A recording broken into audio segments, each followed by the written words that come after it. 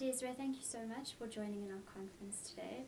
I think there's a lot of conversation at the moment about staff volunteer programs, whether they're a good thing, whether they're a bad thing, and I'd love your opinion about how important they are in a sort of overall CSI strategy.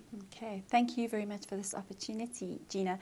I think really what I want to say is that I do believe, and I think FirstRand, having had experience of running this program for the last 6 years, we see the momentum that has picked up over the years, and I think definitely it is something that a lot of corporates will see the benefits to the staff, the benefits to the company, and the benefits to our NGO, NPO partners.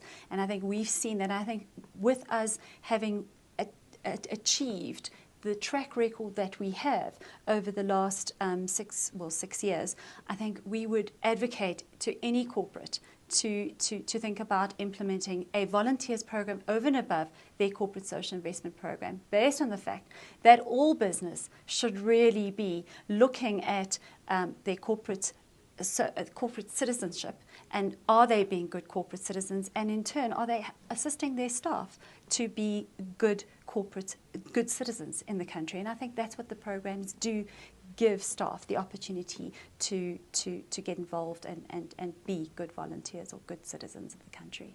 Okay, now 2 questions that we often hear is, number 1, how do you get the buy-in from the staff? And number 2, how do you get the buy-in from the management? Okay. Because I guess sometimes the program starts at the top and works down, and sometimes it starts at the bottom and works up. So if you could talk to each side of that spectrum. Absolutely, and I think that is an ongoing challenge for a lot of people like myself, coordinators or volunteer managers, and how do you get that balance right? We started with, thankfully, and we have management who buy into the program, supportive. It has a place in the boardroom.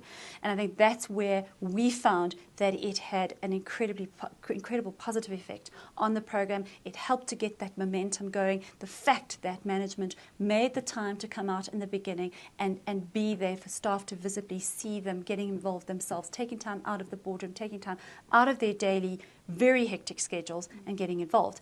Then again, when you look at it from the staff coming up, it really is, how exciting do you make these initiatives? Do you make them initiatives where it's simple, easy for staff to get involved, and are you making it fun? And from that perspective, it needs to be. But because you're getting the top happening first, and then the staff coming up from the bottom, that is very key. I think also what's very important is not to kind of prescribe what staff should be supporting from the outset, but to actually allow staff, trust the staff enough to go out and source registered non-profits with criteria involved and bring those organizations into the pool and supporting. We've found that giving the staff that opportunity where they can identify their own charities and support and not have too much prescription from ourselves is what's helped from the bottom up.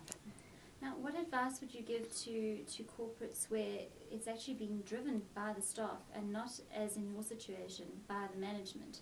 When you have staff who really want to start a program, how would they propose it to their management? How would they tell management that it was a good idea, and how would they persuade management to let them launch this program? Okay, I think that is a huge challenge, and I kind of want to say, well, what would happen is that you would really need the right person to be driving that process.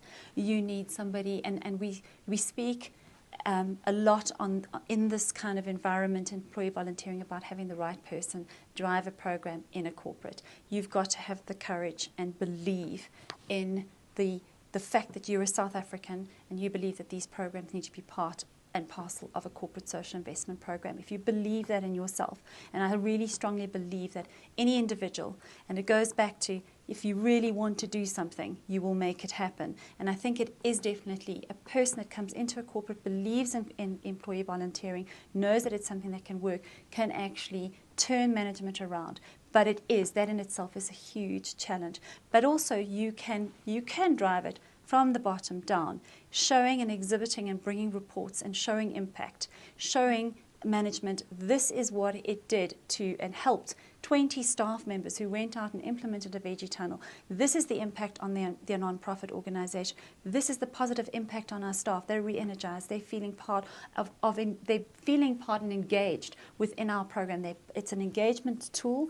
It's great to be part of an HR policy, and I think that there can be huge gain out of tapping into staff volunteering and showing management these are the tangible benefits. We have happy staff. We've got a lower absenteeism, we've got a higher retention rate as a result. And I think that but it would take a longer, possibly have a lot of challenges, making time to get into that boardroom and showing meaningful reporting and tangible benefits. But I think that would be the best way I would suggest to approach that. It's interesting that you've mentioned now more than once in your last response, you're talking about tangible benefits, you're talking about your reporting. So it sounds as if you're saying that monitoring and evaluation for a staff employee program is equally important, if not more so, than in any other CSI program. Absolutely. Monitoring evaluation has now become in staff volunteering even more important. And we at FirstRand are managing to tap into that through our awards program, and getting and encouraging the staff through our entry forms and our categories that we have on the Employee Volunteers Awards program to align themselves towards where the program would like to see employee volunteering going, and then being able to tap into those awards entries to see how the non-profits are feeling. What kind of impact are we having?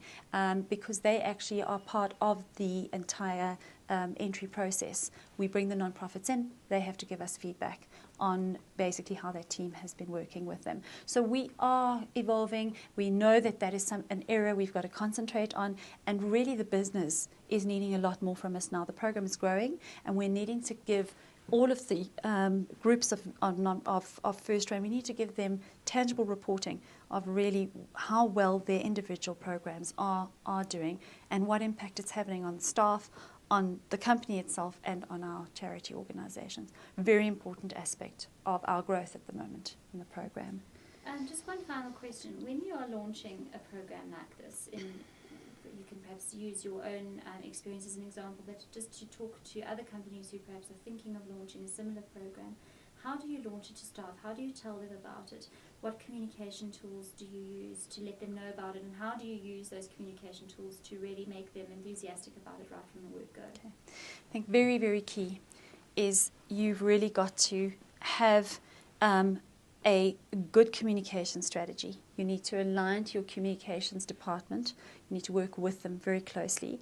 And then you've really got to say, right, the strategy needs to include an intranet or internet site. You need to have weekly emails. You need to have newsletters going on, internal newsletters. That communication has to be something that you have to be on executive board agendas. It's really got to be something, and regular. It's kind of making sure that you're in your internal newsletter every edition, that you're on the intranet site has got every aspect of the program, how you can join, who you need to contact. That is very, very key from the outset, but also very important is a program structure. So how are you going to position this program, depending on the size of the business, the culture and the management of that particular business? How are you going to position this program? Is it going to be something that's driven by an individual resource?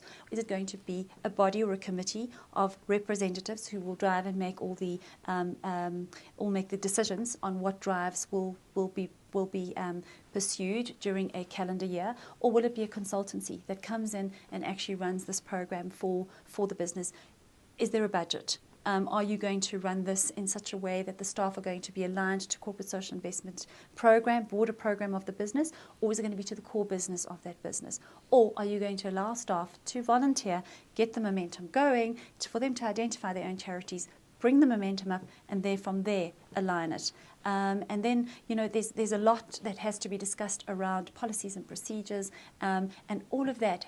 Communication and communication strategy is very, very important. How and where you communicate from an internet, intranet, is definitely the way to go, because you don't want too much bombardment of emails and things into people's inboxes. You want a link to a website to find everything, and that's really how we do it at FirstRand, to try and put everything onto our website, to communicate through the website, and to have launches of specific drives. To put matched funding is key. Having something in it for the staff.